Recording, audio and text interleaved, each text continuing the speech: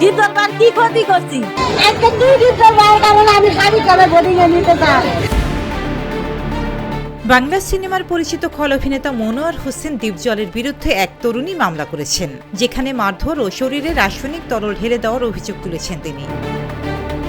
ঢাকার metropolitan magistrate আদালতে করা মামলায় বাদী রাশিদা আক্তার দাবি করেন তিনি একজন পোশাক কর্মী এবং ডিপজলের ভক্ত। কুরবানির ঈদের আগে ২রা জুন গাবতলীর পশুর হাটে গিয়েছিলেন গরু দেখতে।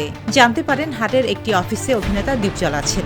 ভক্ত হিসেবে দেখা করতে গেলে ডিপজল ক্ষুব্ধ হন এবং তার পিএস ফয়সালকে বলেন, ওই মহিলা ভিতরে কিভাবে ঢুকলো বের করে দাও।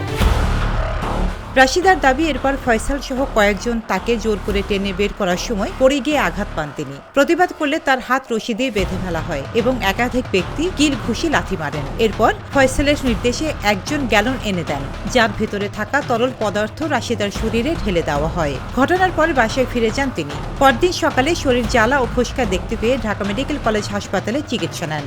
৯ জুলাই তিনি আদালতে মামলা করেন। আদালত অভিযোগ আমলে নিয়ে পুলিশের অপরাধ তদন্ত বিভাগ সিআইডিকে তদন্তের নির্দেশ দিয়েছে।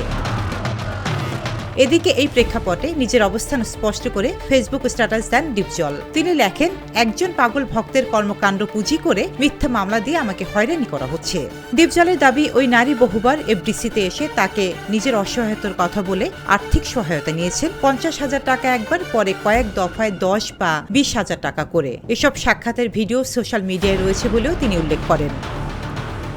তিনি আরও জানান, মামলার ঘটনায় উল্লেখ করা ২রা জুন তিনি গাবতলীর হাটে ছিলেন না। হাটটি ঢাকা সিটি কর্পোরেশনকে হস্তান্তর করা হয়েছিল ১৫ এপ্রিলেই। ফলে জুন মাসে তার সেখানে থাকার কোনো প্রশ্নই ওঠে না। এমনকি ঘটনাস্থলের সিসি ক্যামেরা ফুটেজ সহ ভিডিও প্রমাণও তার হাতে রয়েছে বলে জানান তিনি।